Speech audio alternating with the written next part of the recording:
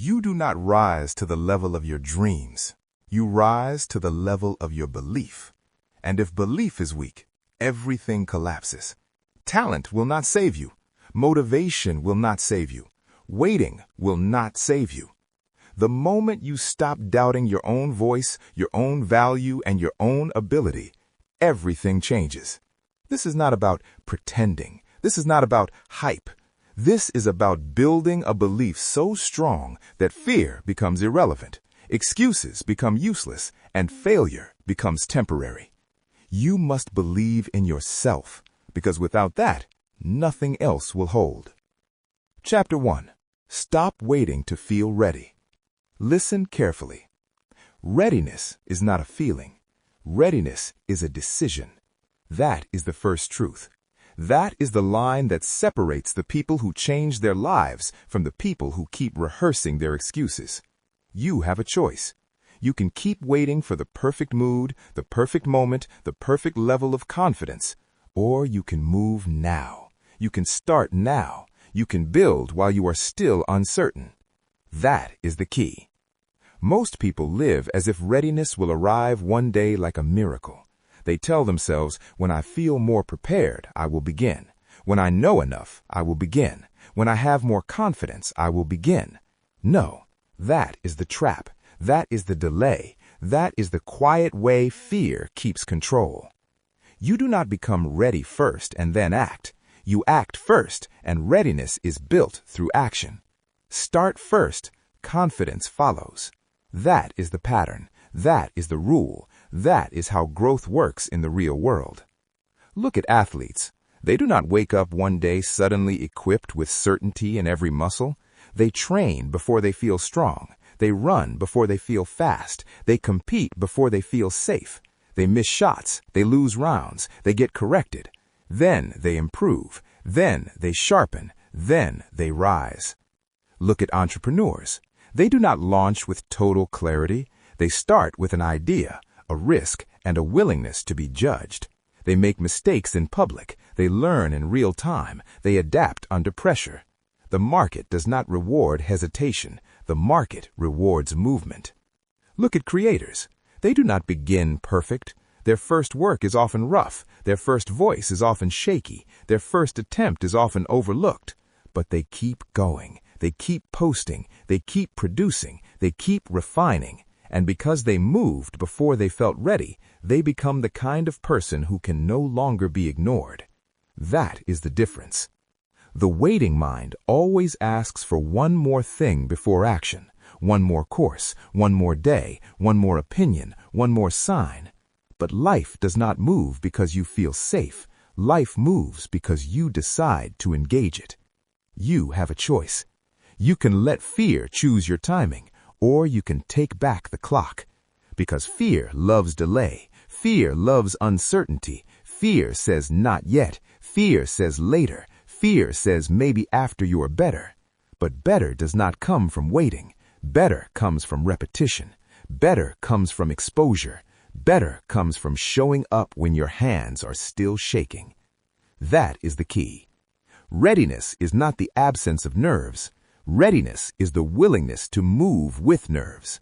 Readiness is not the absence of doubt. Readiness is the refusal to let doubt control the next step. A lot of people do not fail because they lack talent.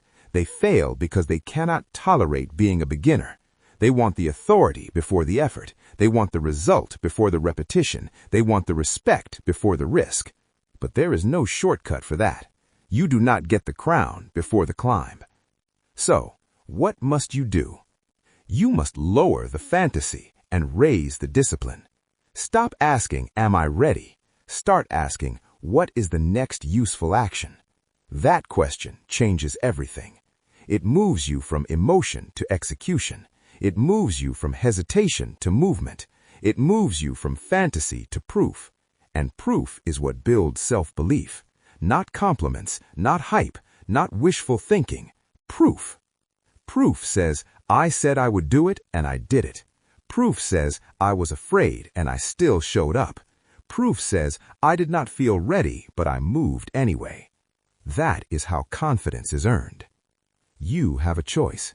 You can keep protecting your comfort, or you can start collecting evidence that you are stronger than your fear. Real change begins when you stop waiting for permission from your emotions. Your emotions are not the boss. Your fear is not the leader. Your hesitation is not the final authority. Discipline is the authority. Action is the authority. Commitment is the authority. And let's be clear, this is not about being reckless. It's not about pretending you know everything. It's about refusing to let ignorance become an excuse for inaction. Learn while moving, adjust while moving, improve while moving. That's the way forward. A person who is serious about transformation does not need perfect certainty. They need a decision. They need a standard. They need the courage to say, I may not feel ready, but I'm responsible for my life, and I will begin anyway. That is powerful. That is mature. That is how people change. Think about the last thing you delayed. It probably did not require more talent. It probably required more honesty, more courage, more discipline, more willingness to be seen trying. That's where most breakthroughs are hidden. Not in the grand moment, in the first awkward step. The first message sent, the first application submitted, the first page written, the first workout completed, the first uncomfortable conversation, the first call made, the first post published, the first action taken before confidence arrived. That's the whole point. Start first, confidence follows. Say it again. Start first, confidence follows. One more time. Start first, confidence follows. Because the mind learns through movement. The body learns through repetition. The spirit learns through evidence. And every time you act before you feel ready, you weaken the old identity that says you are not enough. You are enough to begin. You are enough to learn. You are enough to grow. You are enough to take the next step. You have a choice. Stay in the waiting room of your own life or walk into the work that changes you. Stay stuck in the false belief that confidence must arrive before action, or accept the truth that confidence is the result of action. That is the key. Not feeling ready, not waiting ready, building ready. And once you understand that, your life stops being controlled by mood and starts being shaped by movement. You stop asking for signs, you become the sign. You stop begging for certainty, you create it. You stop waiting for permission, you give it to yourself. That's how belief starts. That's how self-trust begins. That's how you stop being a spectator and start becoming the person your future depends on. You are not behind. You are not broken. You are not late. You are simply being called to move before you feel fully prepared. Answer the call. Take the step. Start now. Because readiness is not a feeling. Readiness is built. Readiness is earned. Readiness is not required. Chapter 2. Kill the voice that keeps you small. Listen closely. The biggest problem is not always the world outside you. Sometimes it is the voice inside you. That voice, the quiet one, the clever one, the one that sounds intelligent, cautious, and reasonable, but is really just fear wearing a suit. That voice is not truth. That voice is fear. And if you do not learn how to identify it, you will keep handing it control over your decisions, your confidence, and your future. You have a choice. You can keep believing every thought that enters your mind, or you can challenge the thoughts that are built on doubt, shame, and old pain. That is the key. The inner critic does not usually sound dramatic. It sounds smart. It sounds responsible. It says things like, you are probably not ready. Maybe someone else is better. What if you fail? What if you look stupid? What if they judge you? That is how it works. It does not always scream. Sometimes it whispers. And that whisper is dangerous.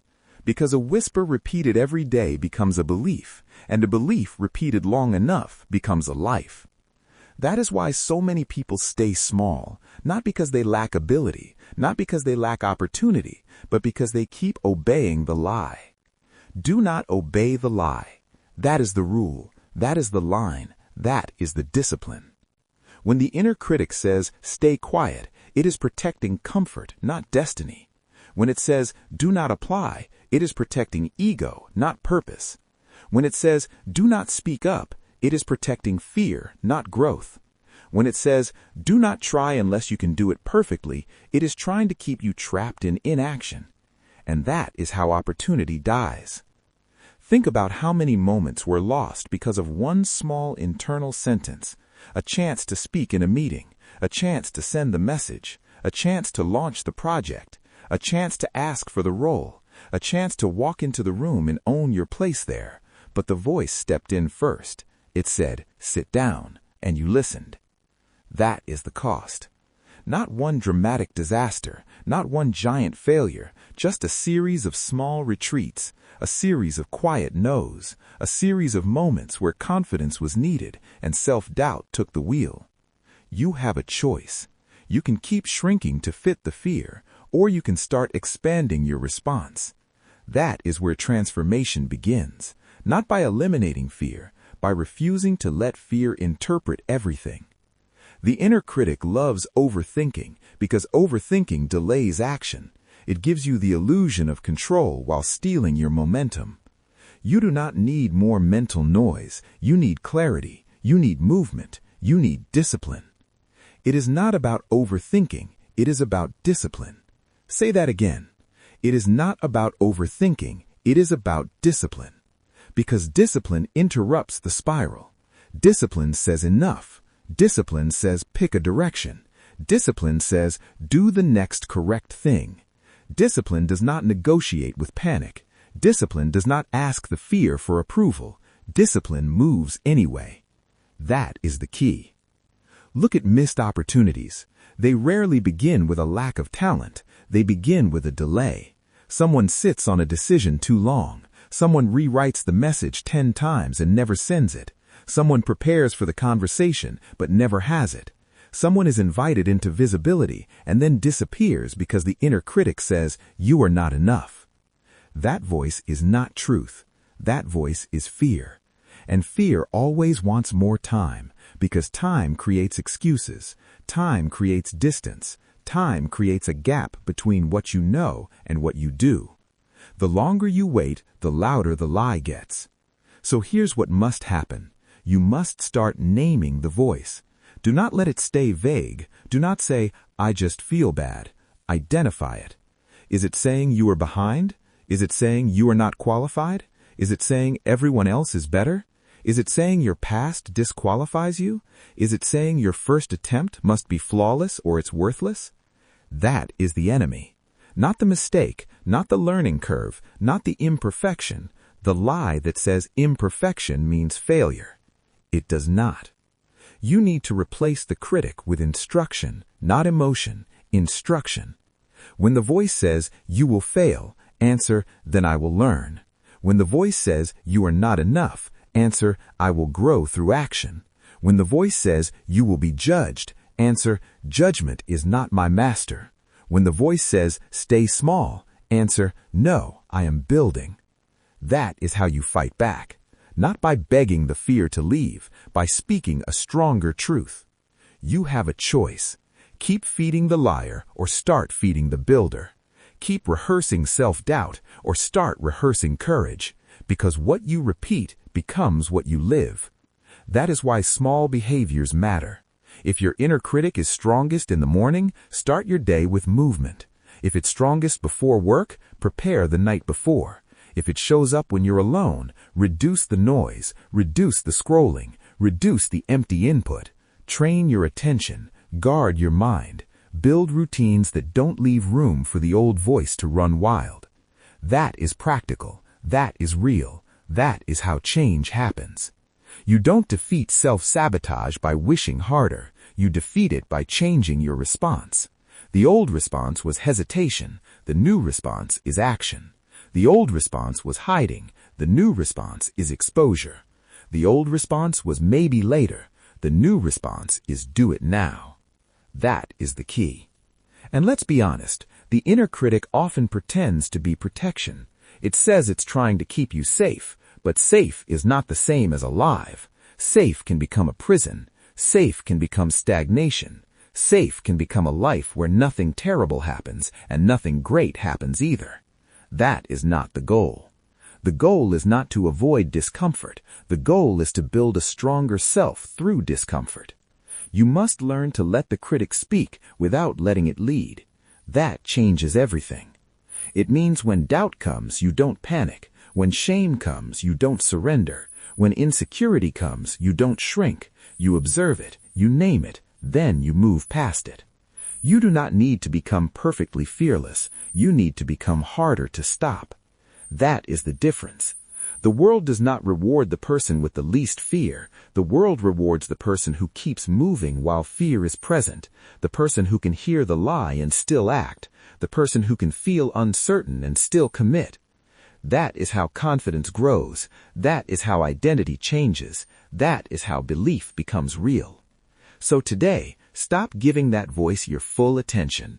Stop treating every doubt as a command. Stop obeying the lie. That voice is not truth. That voice is fear. And fear always wants more time, because time creates excuses. Time creates distance. Time creates a gap between what you know and what you do. The longer you wait, the louder the lie gets. So here's what must happen. You must start naming the voice. Do not let it stay vague. Do not say, "I just feel bad." Identify it. Is it saying you are behind? Is it saying you are not qualified? Is it saying everyone else is better? Is it saying your past disqualifies you? Is it saying your first attempt must be flawless or it's worthless? That is the enemy. Not the mistake, not the learning curve, not the imperfection, the lie that says imperfection means failure. It does not. You need to replace the critic with instruction, not emotion, instruction. When the voice says, "You will fail," answer, "Then I will learn." When the voice says, "You are not enough," answer, "I will grow through action." When the voice says, "You will be judged," answer, "Judgment is not my master." When the voice says, "Stay small," answer, "No, I am building." That is how you fight back. Not by begging the fear to leave, by speaking a stronger truth. You have a choice. Keep feeding the liar or start feeding the builder. Keep rehearsing self-doubt or start rehearsing courage, because what you repeat becomes what you live. That is why small behaviors matter. If your inner critic is strongest in the morning, start your day with movement. If it's strongest before work, prepare the night before.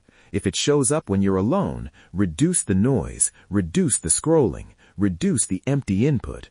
Train your attention, guard your mind, build routines that don't leave room for the old voice to run wild. That is practical. That is real. That is how change happens. You don't defeat self-sabotage by wishing harder. You defeat it by changing your response. The old response was hesitation. The new response is action.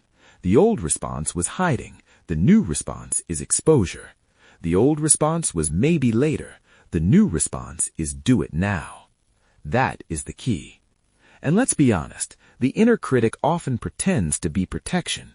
It says it's trying to keep you safe, but safe is not the same as alive. Safe can become a prison. Safe can become stagnation. Safe can become a life where nothing terrible happens and nothing great happens either. That is not the goal. The goal is not to avoid discomfort. The goal is to build a stronger self through discomfort. You must learn to let the critic speak without letting it lead.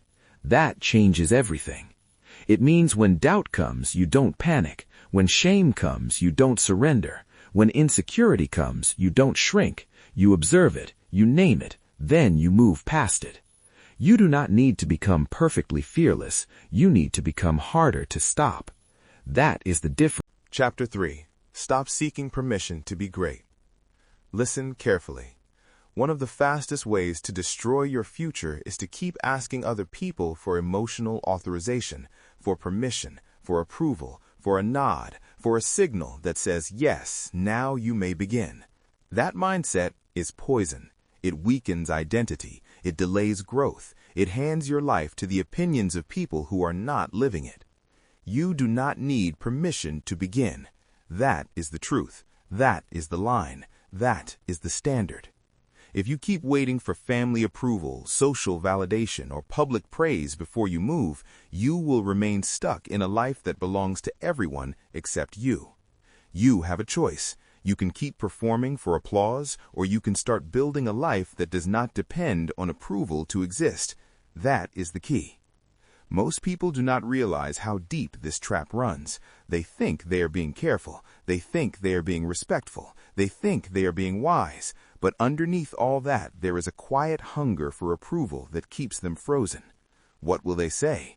Will they support this? Will they think this is smart? Will they accept this version of me? That is not wisdom. That is dependence.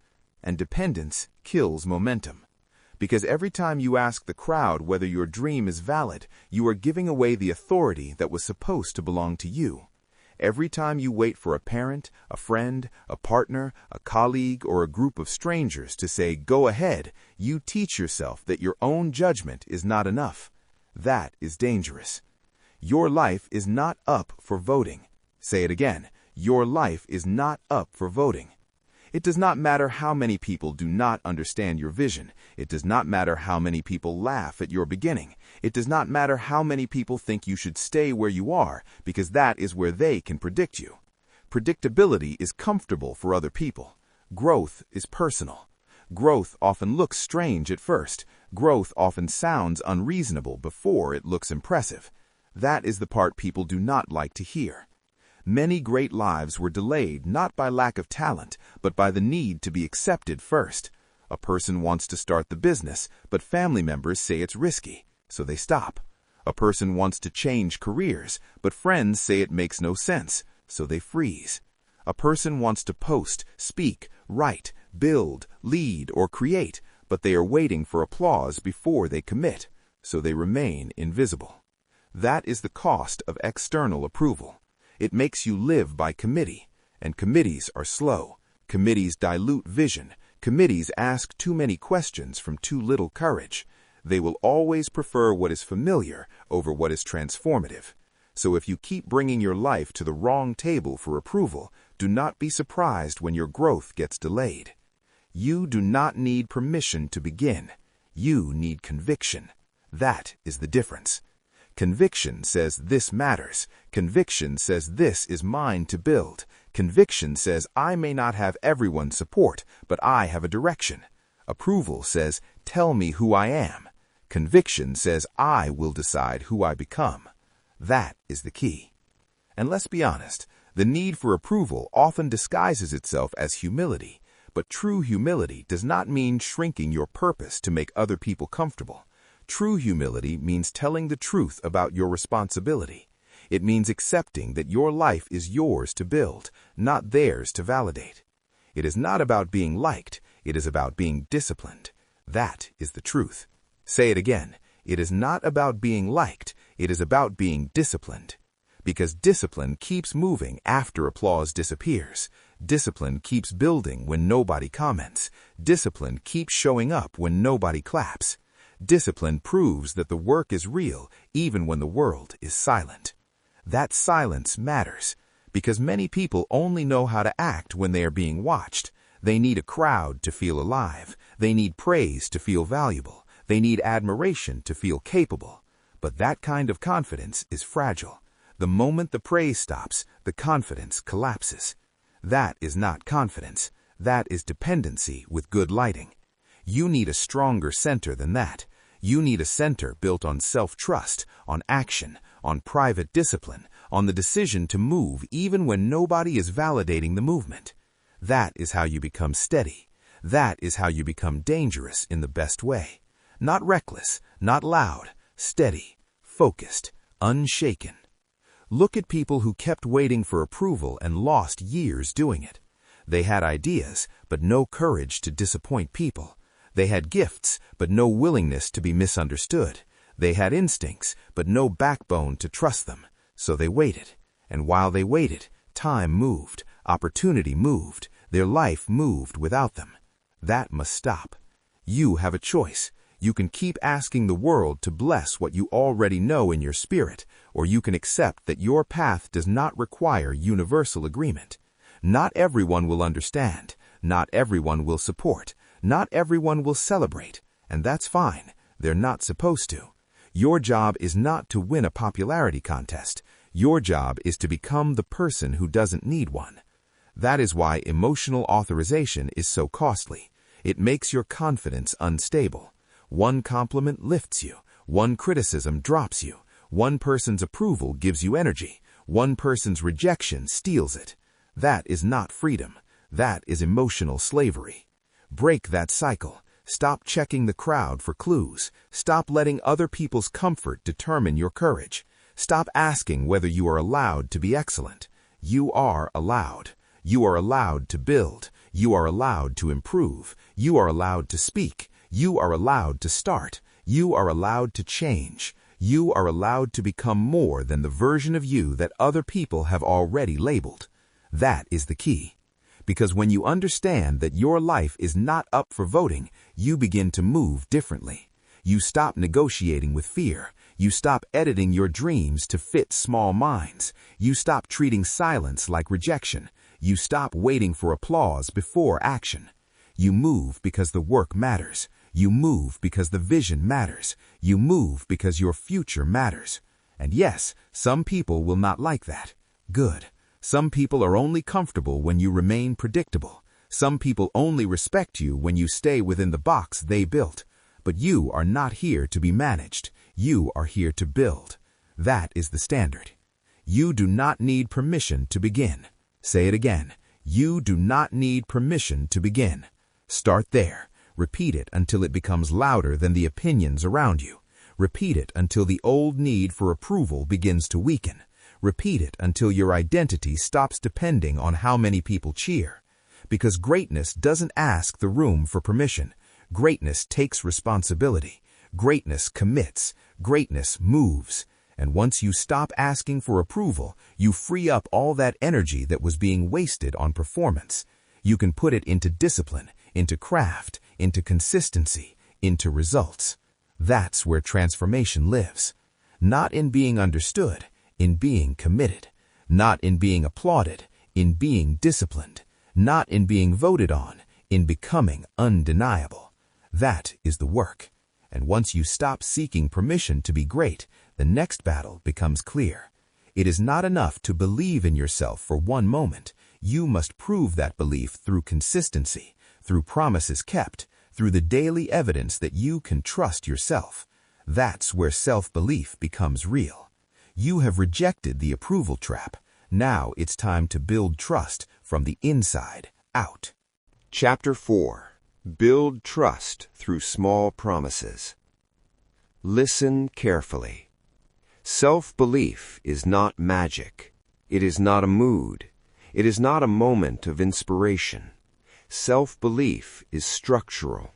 It is built. It is earned. It is reinforced by what you do when nobody is watching. That is the truth. Most people want confidence, but they keep breaking promises to themselves. Then they wonder why they do not trust their own word. They wonder why they keep doubting their own strength. They wonder why their mind feels weak when the task gets hard. The answer is simple. Self-trust was never built. You have a choice. You can keep making grand declarations and doing nothing, or you can start with the small promises that actually create power. That is the key. Because self-belief does not come from a speech, it comes from evidence. It comes from a track record. It comes from a long line of small, repeated victories that teach your mind, I do what I say. That is how trust forms. Keep the promise. Keep the promise. Say that again. Keep the promise. Keep the promise. That is how the brain learns that your word means something. That is how your body learns discipline. That is how your mind stops treating you like someone who is unreliable. And once that changes, everything changes. Most people underestimate the power of small promises because small things do not feel dramatic. Waking up on time does not feel dramatic. Finishing the task does not feel dramatic. Showing up for the workout does not feel dramatic. Turning off distractions for 1 hour does not feel dramatic. But those small acts are not small in effect. They are building identity. That is the part people miss. You do not become trustworthy by accident. You become trustworthy by repetition, by doing what you said you would do, even when nobody is clapping, even when nobody is checking, even when the excuse would be easy to make. That is discipline. And discipline is what creates internal stability. Look at the person who wakes up when they said they would wake up, not because they feel like it, because they decided it. Look at the person who finishes the task instead of abandoning it halfway. Look at the person who keeps the routine when motivation disappears. Look at the person who does the hard thing privately and does not need an audience to validate the effort. That person is building self-trust. Self-trust is self-belief in motion. Repeat that. Self-trust is self-belief in motion. Because belief without action is fantasy. Belief with action becomes proof, and proof is what removes confusion. Proof is what quiets the inner critic. Proof is what turns "I hope I can" into "I know I can," because I have already done it. That is the difference. A lot of people think they need one huge breakthrough to change how they see themselves. They do not. They need consistency. They need repeated evidence that they are capable, and that evidence is usually hidden in ordinary behavior.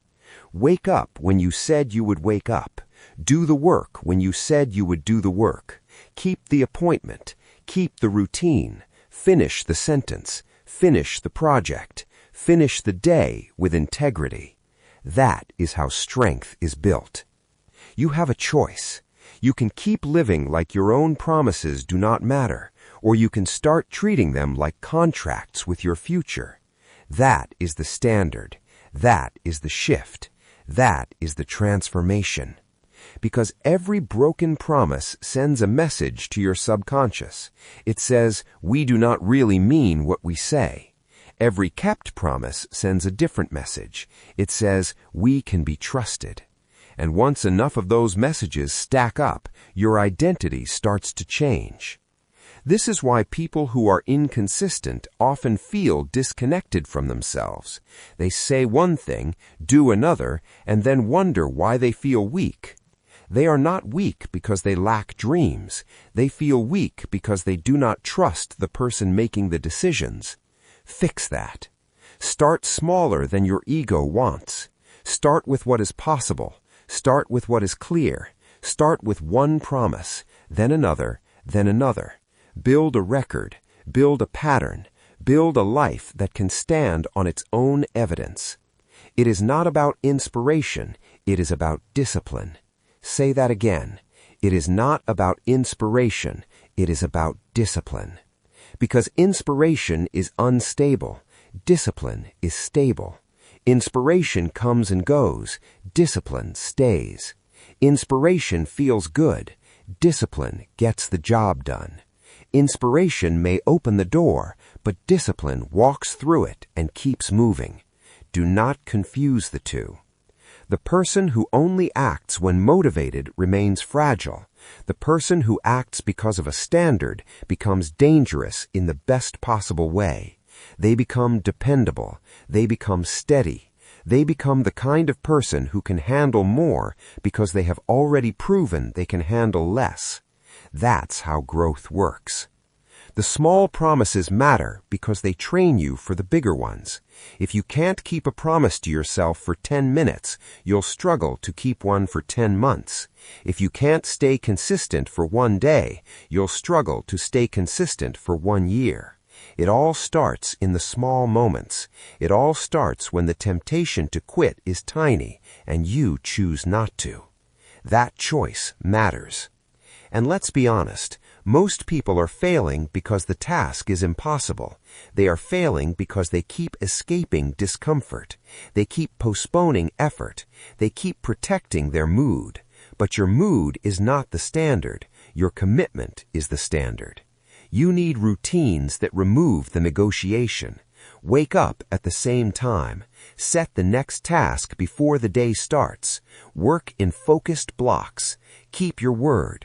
Reduce the noise. Cut the distractions. Don't wait to feel disciplined. Be disciplined until it starts to feel normal. That's the key. And when you miss a promise, don't spiral into shame. Correct it. Repair it. Return to the standard. This is not about perfection. It's about integrity. It's about refusing to become casual with your own life. It's about recognizing that every time you honor your word, you strengthen your internal foundation. That foundation matters more than people realize. Because when life gets loud, when pressure rises, when doubt returns, you will lean on what has already been built. If you have built self-trust, you will not collapse easily. If you have built a history of keeping promises, you will not be shaken by every setback. You will know who you are because you have evidence. That's the power. Keep the promise. Keep the promise. Not because the promise is dramatic, because the promise is training. It is preparing you for the moment when the stakes get higher and the choice gets harder. And when that moment comes, the person with self-trust will move. The person without it will hesitate. So choose now. Choose structure over mood. Choose repetition over excuses. Choose discipline over impulse. Choose the small promise. Choose the next promise. Choose the one after that. Because self-belief is not built in one emotional burst. It is built in repeated acts of reliability. It is built in the ordinary. It is built when no one is clapping.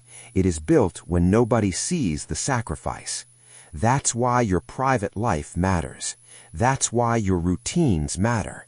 That's why your consistency matters. Your future is listening to how you handle the small things now. Keep the promise. That's how trust is made. Keep the promise. That's how self-respect grows. Keep the promise. That's how confidence becomes real. And once you understand that self-belief is structural, not emotional, you stop chasing feelings and start building systems. You stop hoping for confidence and start creating evidence. You stop waiting to become dependable and start acting dependable now. That's how you become unshakable. You built trust through small promises. Now it's time to face the truth about failure. Not the lie, the truth.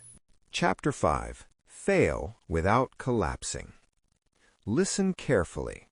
Failure is not a verdict. Failure is feedback.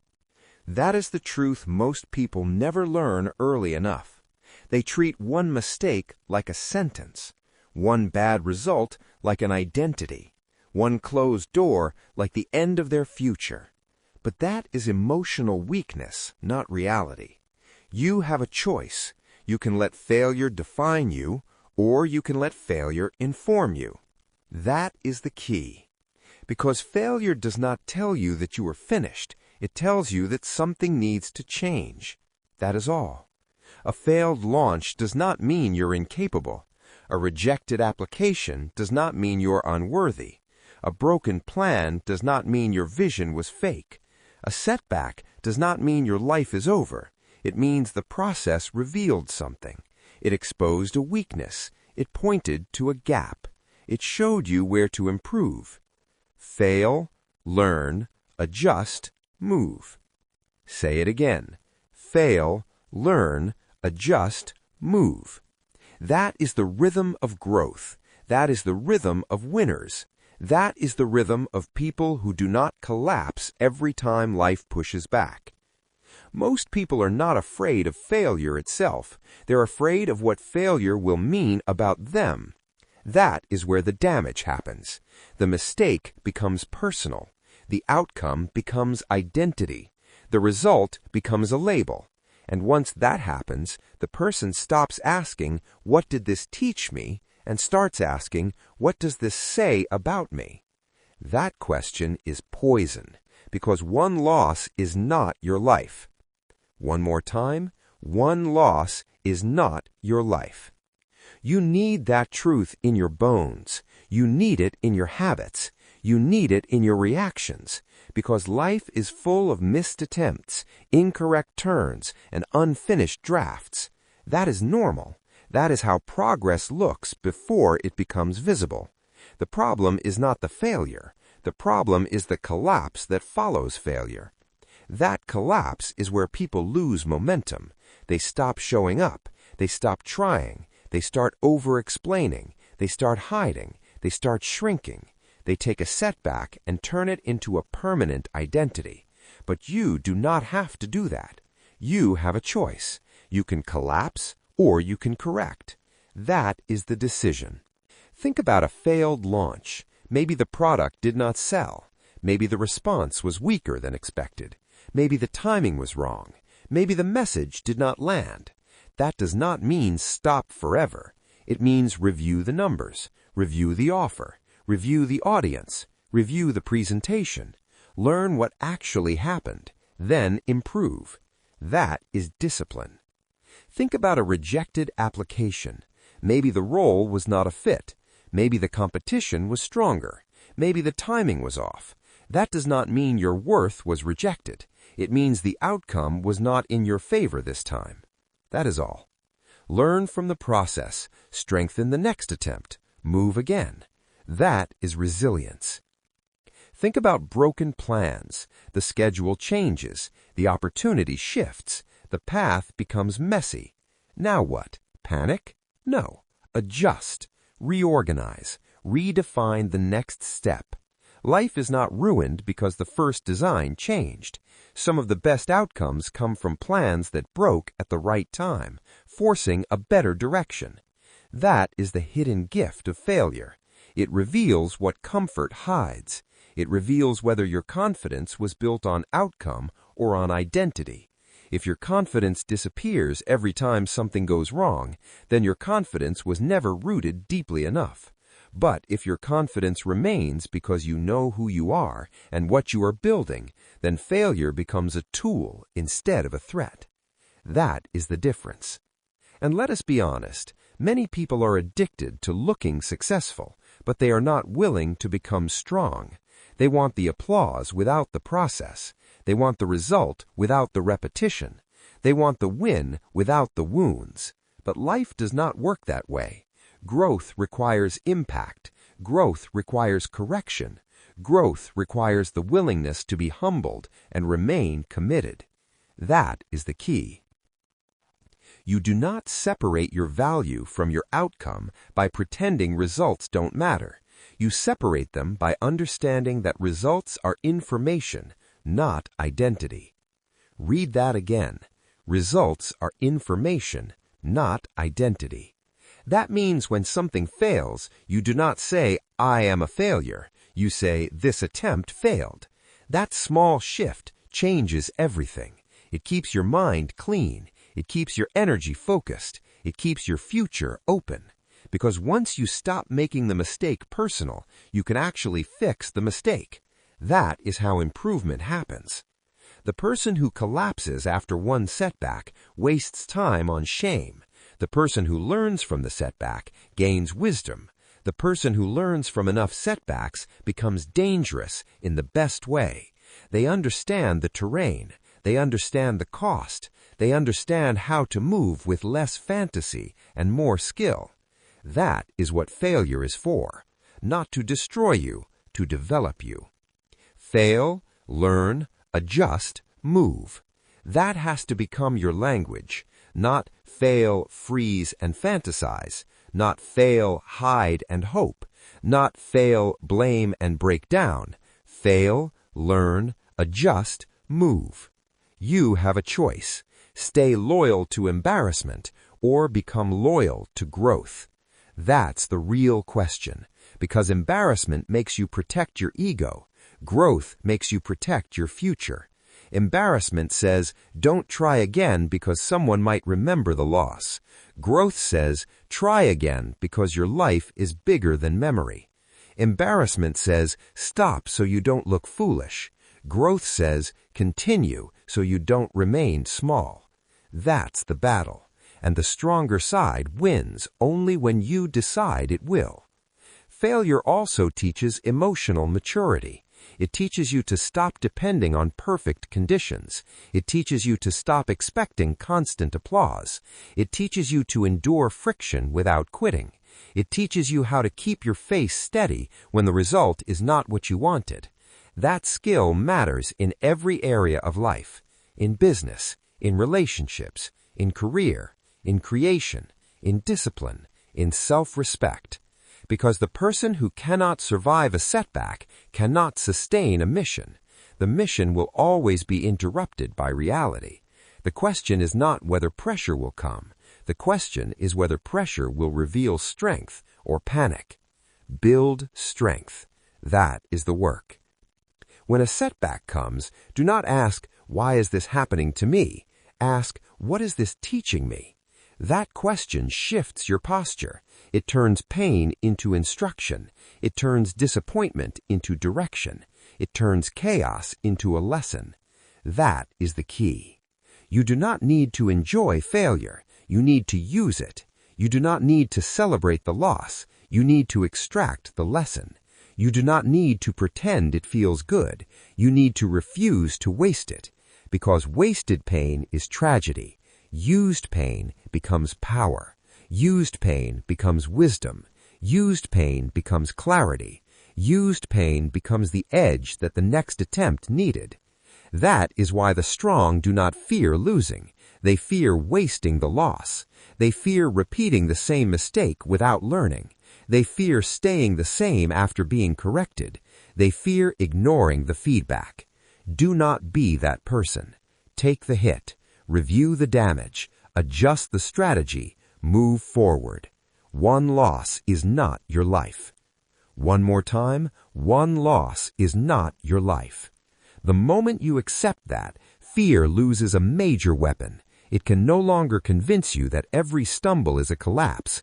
It can no longer convince you that one mistake defines your future. It is not. You are still being built, and that means the setbacks are not proof of your ending. They are proof of your process. They are part of the path. They are the rough edges of becoming stronger, wiser, and harder to stop. So fail, but do not collapse. Get hit, but do not quit. Lose a round, but don't leave the fight. Learn the lesson, then take the next step. That is how self-belief grows deeper than emotion.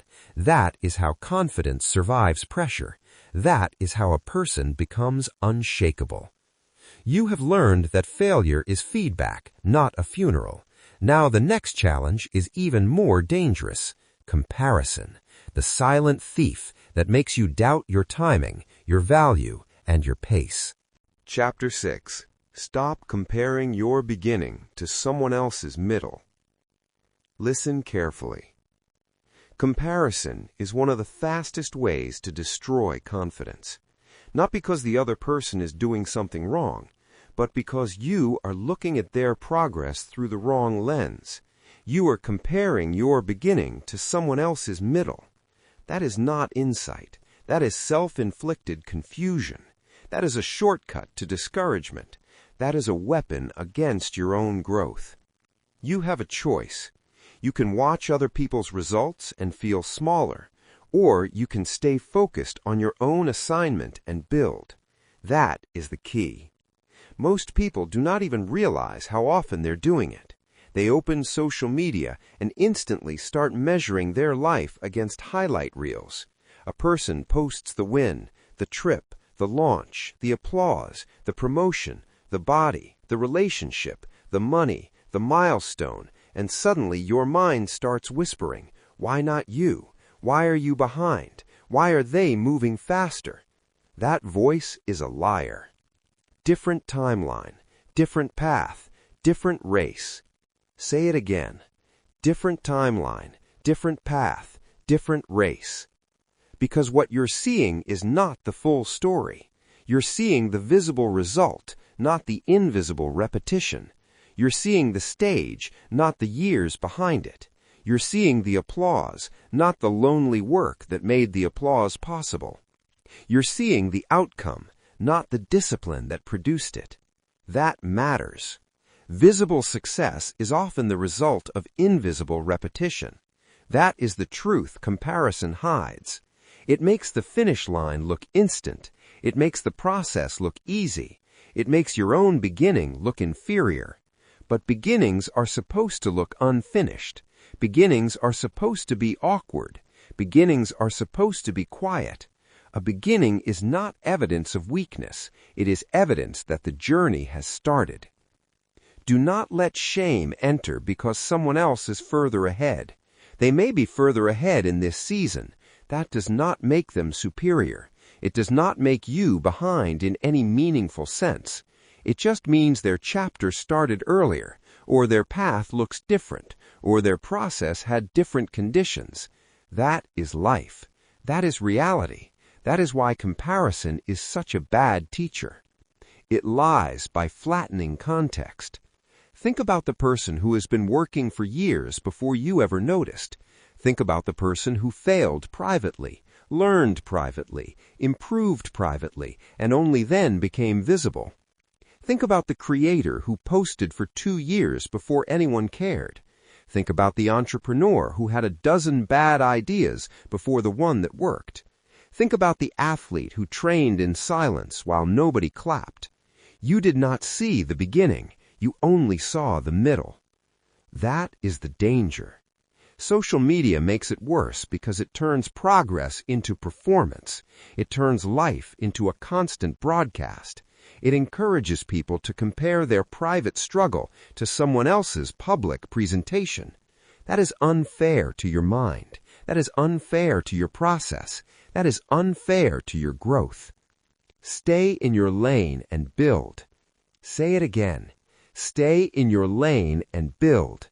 Because your lane is where your power is. Your lane is where your next step is.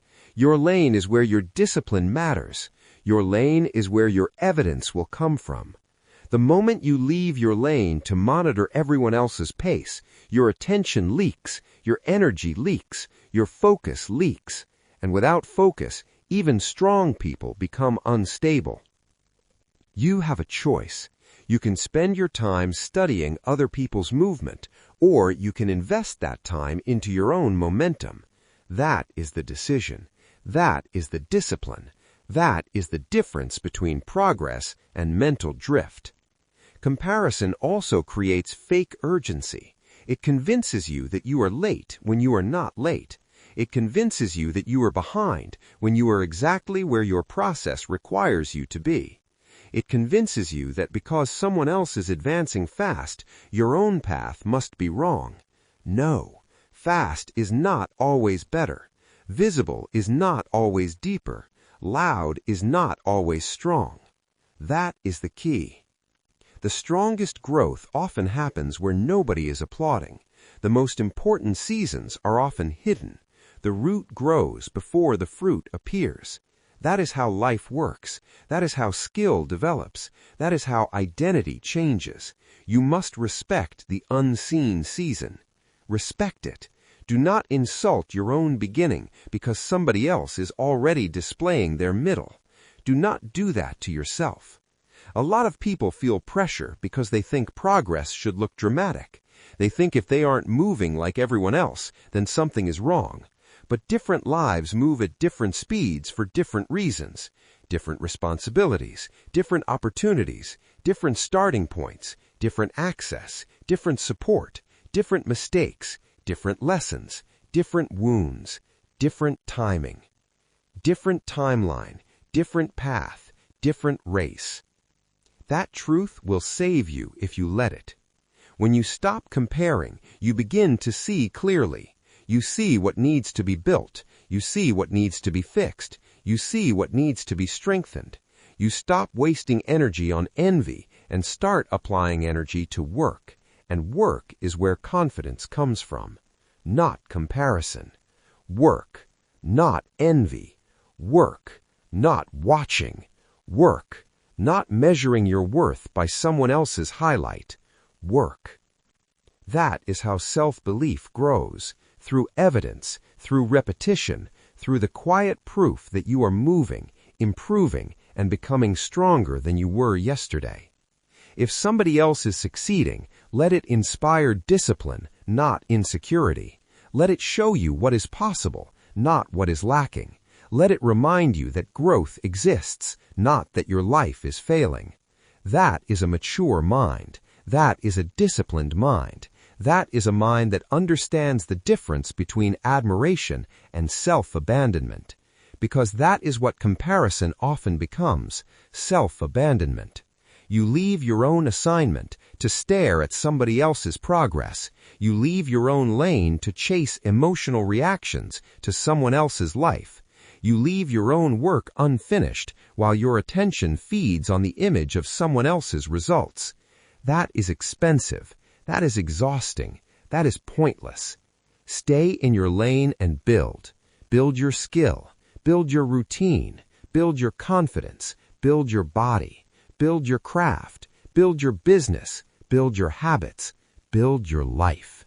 That's where your power lives. And let's be honest, many people compare because comparison lets them avoid responsibility. It's easier to say, they have more than me, than to say, what am I doing with my time? It's easier to say, they're ahead, than to say, am I consistent? It's easier to say, they got lucky, than to admit that discipline is required. Comparison becomes a hiding place for excuses. Do not hide there. You have a choice. You can keep feeding the excuse, or you can start feeding the builder. You can keep staring sideways, or you can start moving forward. That's the key. And if your mind has been trained to compare, then retrain it. Limit the noise, reduce the scrolling, be selective about what gets your attention, because attention is not neutral.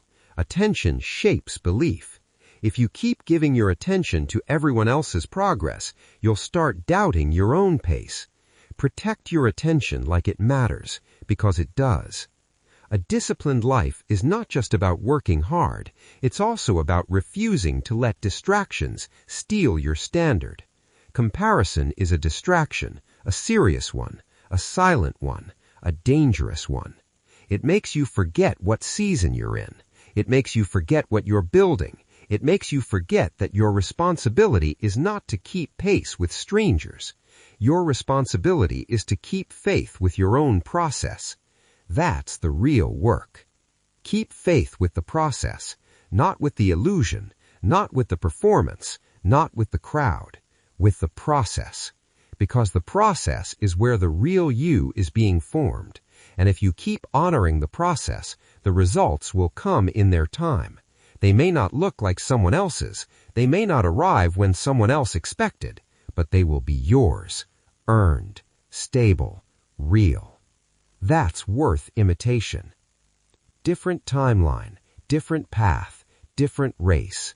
Say it until it settles into your mind. Different timeline, different path, different race.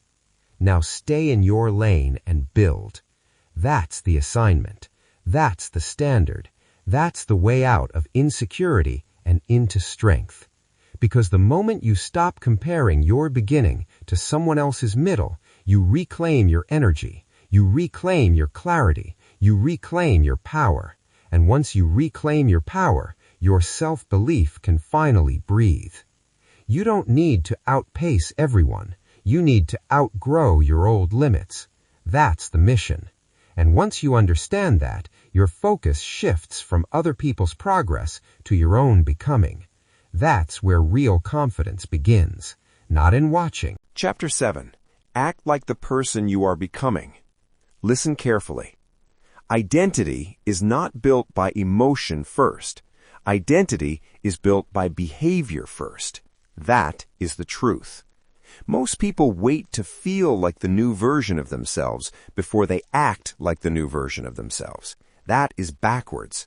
That is why they stay stuck. That is why they keep saying, "One day I will be confident," while their current habits keep producing the same weak results. You have a choice. You can keep waiting for the feeling to catch up, or you can move first and let the feeling follow. That is the key. Become before you become. Say it again. Become before you become. Because the person you are becoming is already being shaped by what you do today, not someday. Today. Not when everything is perfect. Today. Not when fear disappears. Today. Your posture, your decisions, your discipline, your words, your habits, these things are not small. They are architecture. They are building your future identity in real time. That is why behavior matters. People want change, but they keep choosing like their old self. They keep speaking like their old self.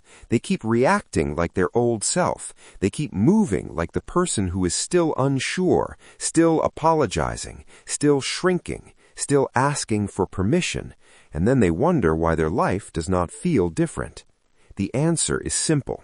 You cannot build a new identity while feeding the old one every day. Move like the person who already won. Say it again. Move like the person who already won. That does not mean arrogance. It means certainty. It means alignment. It means your actions start matching your vision. It means you stop living as a contradiction. You stop saying you want growth while your habits protect stagnation. You stop saying you want confidence while your choices keep feeding fear. That has to end. Look at posture. A person who is defeated in their mind often carries it in their body. Shoulders forward, eyes down, voice weak, movements rushed, presence unstable. But when someone begins to believe differently, their body changes. They stand taller, they breathe deeper, they speak more clearly, they take up space without apology. That is not vanity, that is identity in motion. Your body is listening to your decisions. That is why small things matter. The way you walk into a room, the way you answer a question, the way you hold your phone, the way you sit, the way you pause before speaking. These details are not random. They are signals. They tell your nervous system who is in charge. They tell your mind whether to shrink or stand firm. You have a choice. You can keep rehearsing weakness in your body, or you can start rehearsing strength. That is the key. And then there is decision-making. The future self does not live in constant hesitation. The fearful self delays. The fearful self asks for 10 opinions.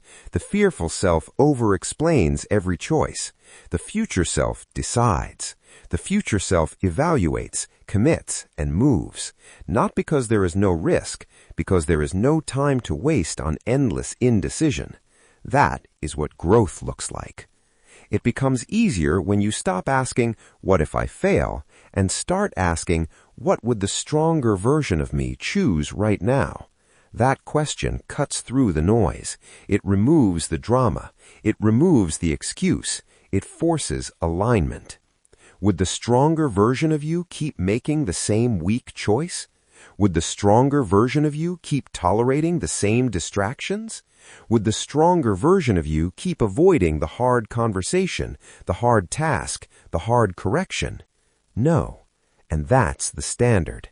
It is not about comfort. It is about discipline. Say it again. It is not about comfort. It is about discipline. Because discipline is how identity becomes visible.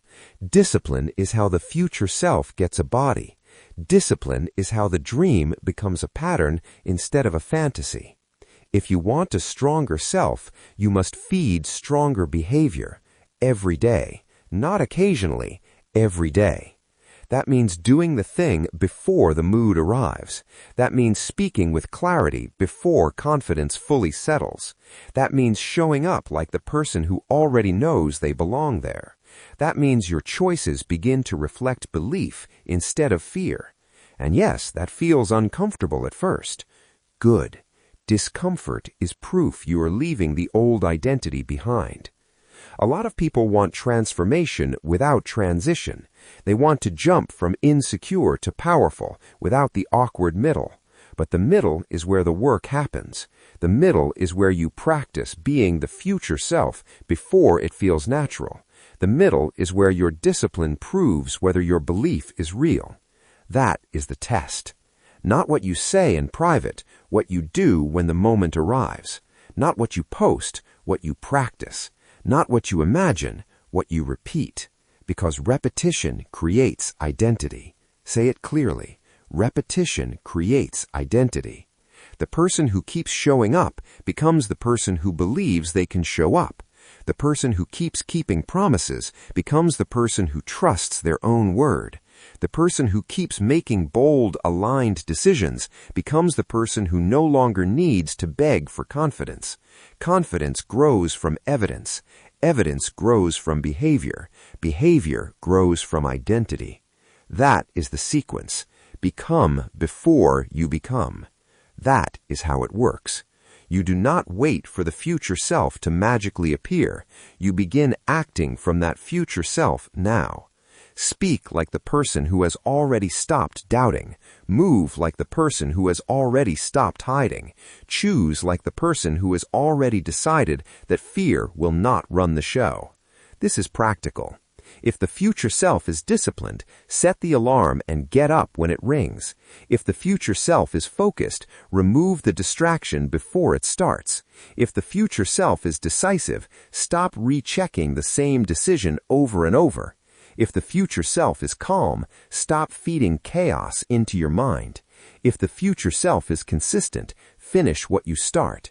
If the future self is strong, do the hard thing first. That's how you train identity. That's how belief becomes visible. That's how self-respect grows. And let's be honest, the reason many people remain stuck is not because they don't know what to do. They know.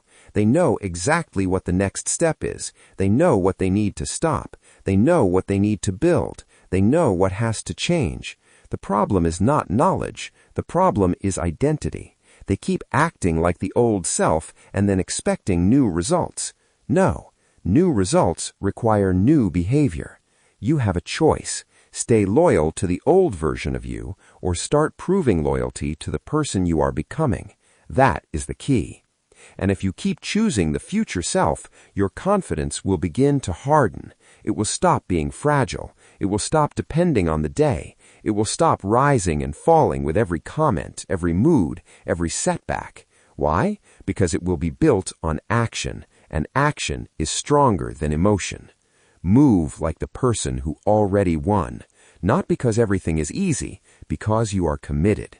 Not because fear is gone, because fear no longer leads. Not because the path is simple, because the standard is clear. That is transformation. The future self is not a fantasy. It is a direction. It is a set of choices repeated long enough to become a life. And every time you choose alignment over convenience, every time you choose discipline over impulse, every time you choose courage over hesitation, you become more of who you are meant to be. That's the work. And once you understand that identity is formed by behavior before emotion catches up, you stop waiting to feel different and start living different. You stop begging for a breakthrough and start becoming the kind of person who produces one. Become before you become. Move like the person who already won. Keep that in your mind. Keep that in your body. Keep that in your choices.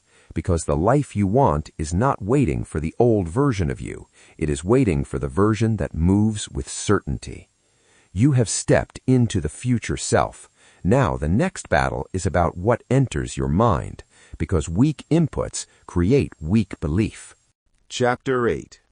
Protect your mind from weak inputs. Listen carefully. Your mind is not a landfill. It is not a free dumping ground for every toxic opinion, every negative conversation, every fearful headline, every lazy excuse, and every weak perspective that crosses your path. You have a choice. You can protect your mind, Or you can keep exposing it to garbage and expect strength to grow from that. That is not how life works. That is the key. What enters the mind shapes the life. Say it again. What enters the mind shapes the life. This is not a small point. This is one of the most important battles in the entire process of believing in yourself, because belief is fragile when it is constantly attacked. Confidence is hard to build when your environment keeps feeding it doubt. Progress is difficult when your inputs are working against your growth. And most people do not realize how much damage weak inputs can do. They think confidence is only about motivation. It is not. They think confidence is only about talent. It is not. Confidence is also about what you repeatedly allow into your mind, what you watch, what you listen to, who you talk to, where you spend time, what you normalize, what you absorb when you are tired, distracted, or lonely. That matters. Toxic circles do not always look toxic at first. They can sound funny. They can feel familiar. They can even feel loyal.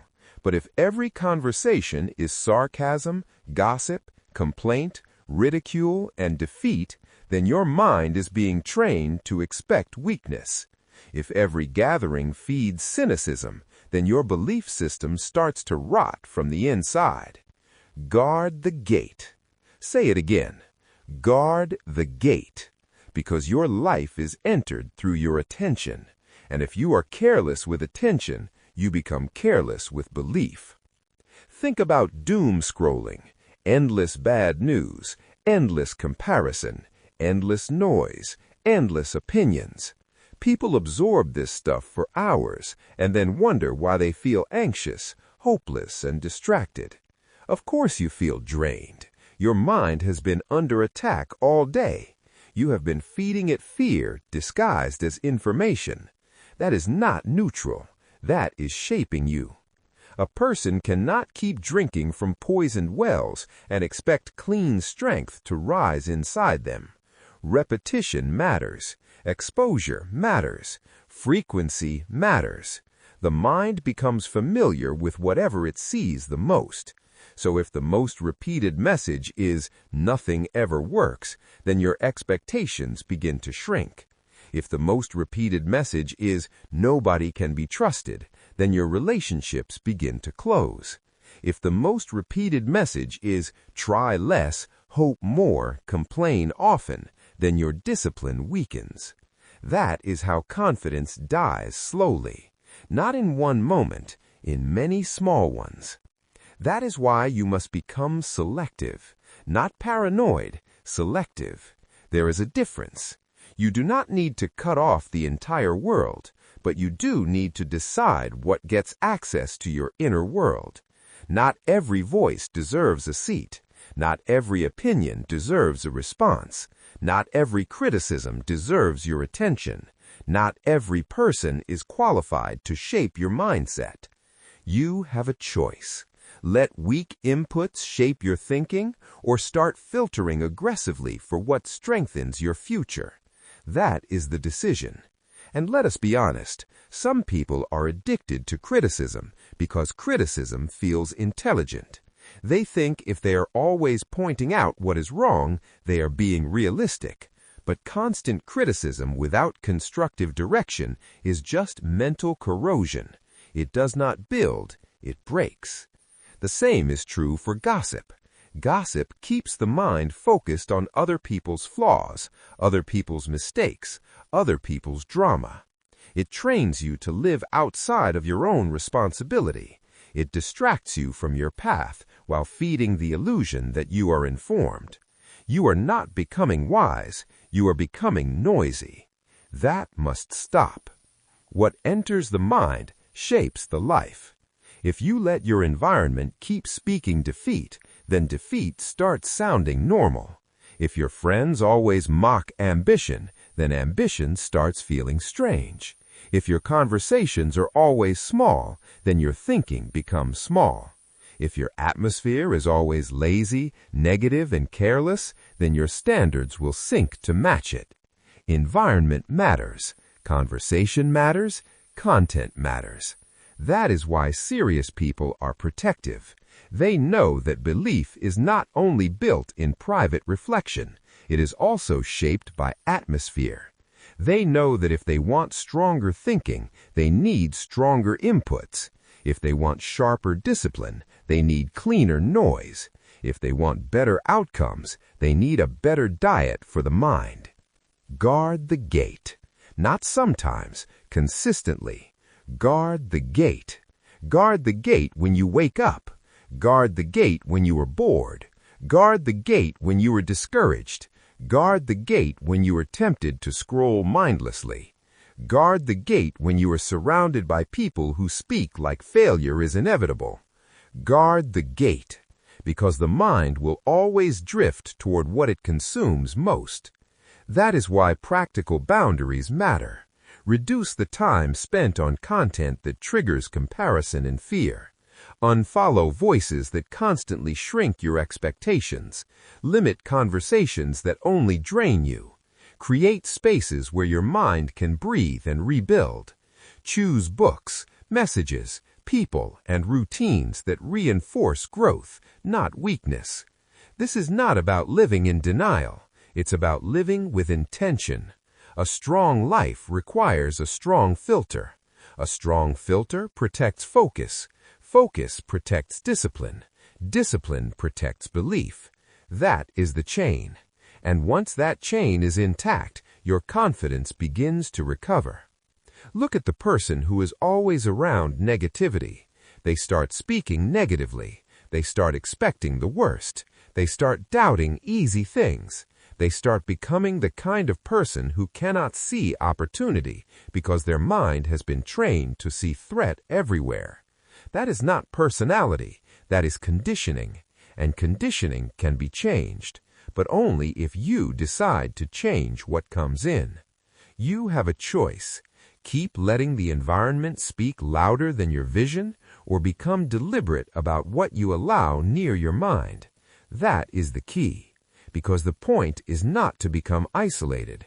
The point is to become disciplined, to understand that your inner world is too valuable to be left unguarded, to understand that the mind you have today is, in part, the result of what you have allowed in repeatedly.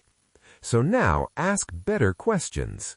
Does this content strengthen me or weaken me? Does this conversation build me or break me down? Does this room sharpen me or dull me? Does this habit help my future or sabotage it? Those questions matter, because you cannot build self-belief while constantly consuming doubt. You cannot build courage while repeatedly feeding fear. You cannot build a strong identity while bathing it in criticism and chaos. The inputs and the outcomes are connected. What enters the mind shapes the life. That is the truth. And if you want a stronger life, then you must become the gatekeeper of your attention. You must decide what gets in. You must reject what weakens you. You must stop romanticizing toxic input as if exposure itself makes you wise. It doesn't. Exposure without discipline is just damage. So protect yourself, not with fear, with standards, not with withdrawal from life, with selectivity, not with emotional reacting, with discipline. That is how confidence becomes durable. That is how belief stops leaking. That is how the mind becomes a place of strength instead of a battlefield of noise. And let's be clear, this is not a one-time decision. This is daily work, daily filtering, daily correction, daily refusal, daily selection. The gate is always open if you are careless. That is why you must guard it again and again. Guard the gate. Guard the gate. Guard the gate. Because your future is listening. And once you protect your mind from weak inputs, you create the conditions for discipline to become unshakable. But there's another level now. Not just filtering what comes in. building so much internal strength that your daily habits become proof. Chapter 9. Discipline makes belief unshakable. Listen carefully. Discipline is what makes belief real. Not hype, not hope, not mood, not a burst of motivation that disappears by noon. Discipline. That is the structure. That is the foundation. That is what turns self-belief from an idea into something you can stand on. You have a choice. You can keep living by feelings, or you can start living by structure. That is the key. Because feelings change. Feelings rise and fall. Feelings come with noise, but discipline creates order. Discipline removes confusion. Discipline gives your mind evidence, and evidence is what makes confidence stable. Discipline builds proof. Say it again. Discipline builds proof. That is the whole point. A person can say they believe in themselves all day long, but if their habits are chaotic, their schedule is broken, their effort is inconsistent, and their promises mean nothing, then belief stays weak. Why? Because there is no proof. The mind does not trust empty declarations for long. The mind trusts repeated action. That is why discipline matters so much. It creates a track record. It gives your identity receipts. It says, this person shows up. It says, this person finishes. It says, this person does not disappear when life gets uncomfortable. It says, this person can be trusted. And once that evidence starts building, belief stops feeling fragile. Proof builds belief. Say it again. Proof builds belief. This is where many people fail. They want confidence without consistency. They want power without practice. They want certainty without structure. But confidence is not built in a vacuum. It is built when the same standard is repeated over time, especially on low motivation days. That is the test. Not when energy is high, not when the room is cheering, not when everything is easy. The real test comes when the body is tired, the mind is distracted, and the excuses are ready. That is when discipline has to speak louder than mood. Belief becomes power. Say it again. Belief becomes power, but only after discipline has done its work. Think about training. Nobody becomes strong by thinking about exercise. Strength comes from repetition, from showing up again and again, from lifting when it is inconvenient, from running when it is uncomfortable, from practicing when the body wants rest. The result is not just physical power. The result is internal proof. A person starts believing in their own capacity because they have seen themselves endure. That is how belief grows. Think about work ethic. A person who finishes what they start begins to trust themselves differently. A person who prepares before the deadline stops panicking as much. A person who keeps a standard begins to move with more certainty because there is less chaos in the background. Discipline does not just improve performance, it reduces mental confusion. That matters, because confusion kills confidence. When a person has no structure, every decision feels heavy. Every task feels bigger than it should. Every setback feels like a crisis. But when there is structure, the mind knows what to do next. That is powerful. That is calming. That is stabilizing. Discipline is not punishment. Discipline is clarity. You need that. A disciplined life says, this is when I wake up. This is when I work. This is when I rest. This is when I train. This is when I focus. This is what matters. That clarity removes the friction that weakens belief. It stops the constant internal debate. It makes progress easier to repeat. And that's why discipline creates confidence even when motivation is gone. You do not need to feel like doing it. You need to do it because it is the standard. You have a choice. Keep waiting for motivation to rescue you, or build a life that functions without it. That is the key. Because motivation is unstable. Discipline is stable.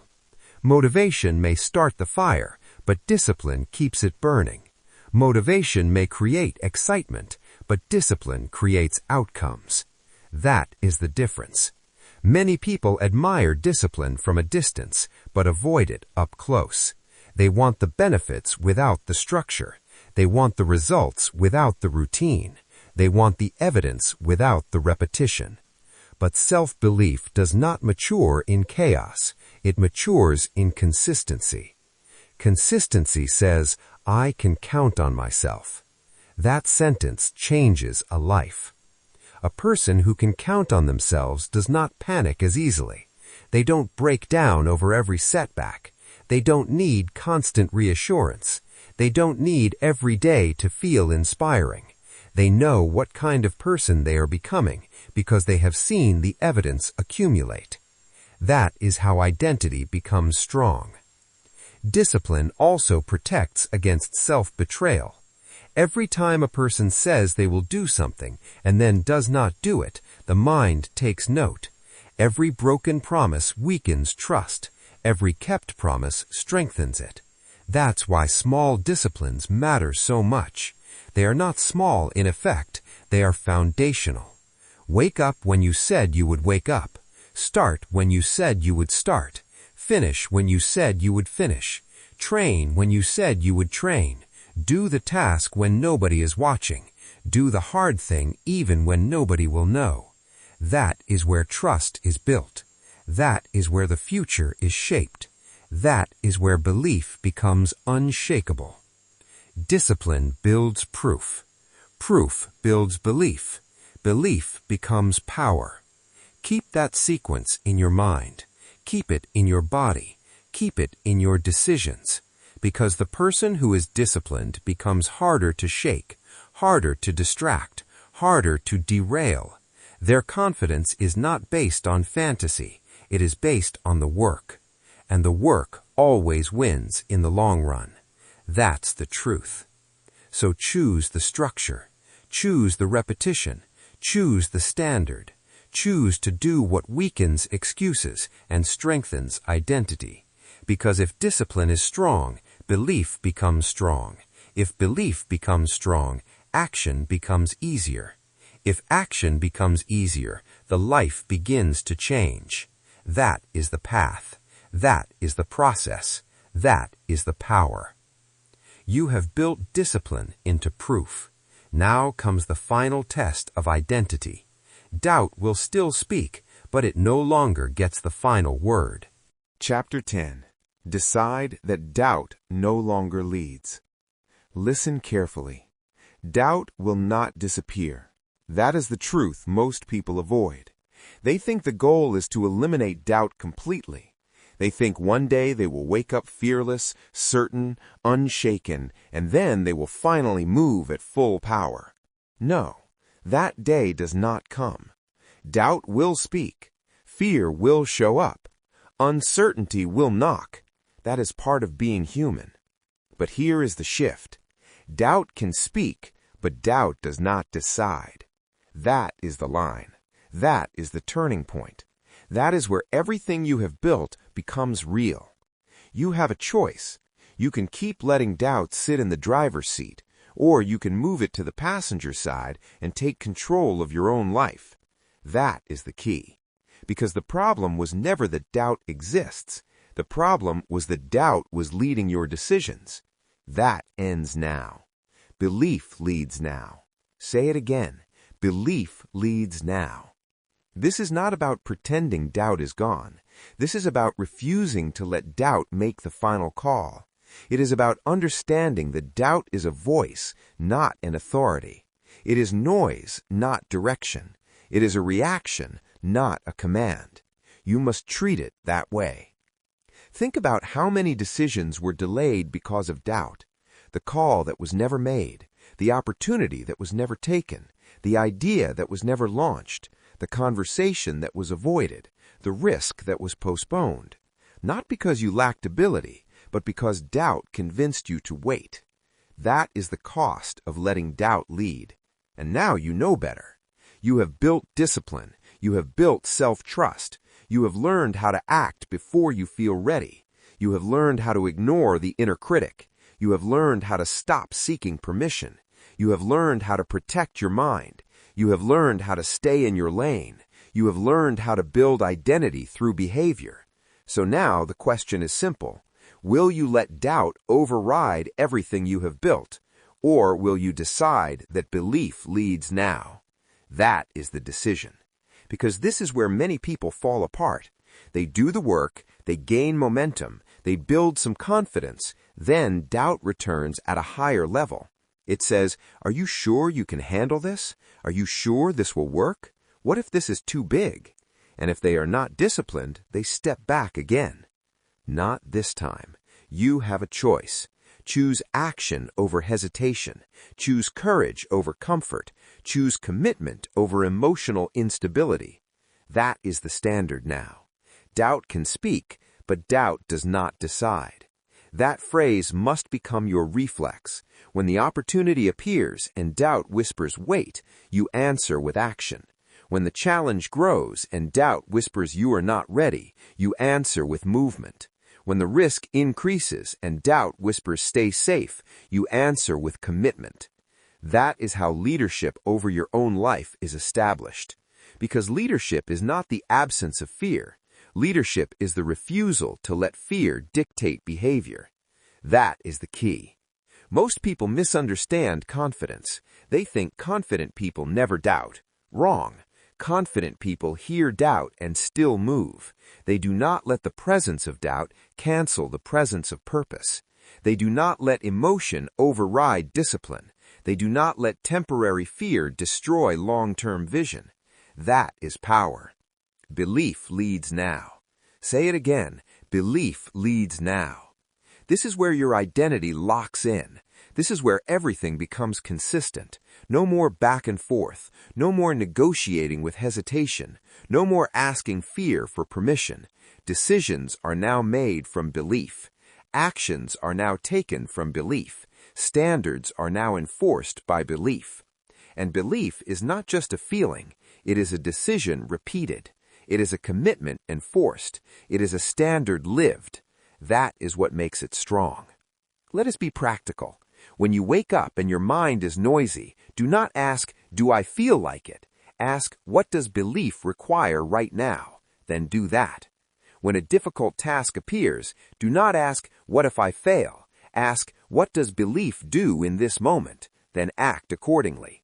When discomfort rises, do not retreat automatically. Pause, recognize it, then move anyway. That is the new pattern. That is the discipline. Because the truth is, doubt will always try to sound reasonable. It will try to protect you from embarrassment. It will try to keep you within familiar limits. It will try to convince you that playing small is safer. But small is not safe. Small is slow regret. Small is quiet frustration. Small is a life that never fully expresses what it could have been. You are done with that. You have a choice. You can keep negotiating with doubt, or you can make a final decision that doubt no longer leads your life. That is the key. And this is not something you decide once and forget. This is something you enforce daily. Every time doubt speaks, you remind it of its place. Every time fear rises, you redirect your focus. Every time hesitation appears, you shorten the gap between thought and action. That is how control is built. That is how momentum is protected. That is how belief becomes dominant. Doubt can speak, but doubt does not decide. Say it again. Doubt can speak, but doubt does not decide. Because once you internalize that, you become harder to stop. You stop collapsing under pressure. You stop shrinking when the stakes rise. You stop delaying when it matters most. You become consistent. You become reliable. You become the kind of person who moves forward regardless of internal noise. And that is rare. That is powerful. That is what separates those who dream from those who build. At this level, your life changes not because doubt disappeared, but because it lost authority. It became background noise instead of a controlling voice. It became something you hear but do not obey. Do not obey the lie. You have heard that before. Now you live it. Because belief is no longer a concept to you. It is a system. It is a structure. It is a standard. It is a decision that you enforce through action, discipline, and consistency. Belief leads now. And when belief leads, action follows. When action follows, results appear. When results appear, confidence deepens. And when confidence deepens, your life expands. That is the chain. That is the transformation. That is the outcome of everything you have built across these chapters. So now there is no confusion. You know what to do. You know how to think. You know how to act. You know what to reject. You know what to enforce. The only question left is whether you will live it. Because information without action is useless. Understanding without execution is empty. Knowledge without discipline changes nothing. You have a choice. Step into the life that belief creates, or stay in the life that doubt controls. That is the final decision. Doubt can speak, but doubt does not decide. Belief leads now. And if you live by that, not occasionally, but consistently, then everything changes. Your confidence stabilizes, your actions sharpen, your identity solidifies, your future opens. That is the result. That is the reward. That is the power of deciding that doubt no longer leads. Now you understand the full truth. You must believe in yourself. Not sometimes, not when it's easy, always. And now it is time to act on it. Listen carefully. You do not need a perfect past to build a powerful future. You do not need applause to become powerful. You do not need certainty before you move. You need belief. You need decision. You need action. Every chapter of this message has pointed to one truth. When you believe in yourself, you begin to move differently, think differently, speak differently, and live differently. The fear gets smaller. The excuses get weaker. The vision gets louder. So stop delaying your own life. Stop negotiating with doubt. Stop treating your potential like a rumor. Stand up, commit, move, and remind yourself again and again, you can do this, you will do this, and you must believe in yourself. If this message hit deep, like the video and subscribe to Mind Shift audiobooks for more powerful transformations.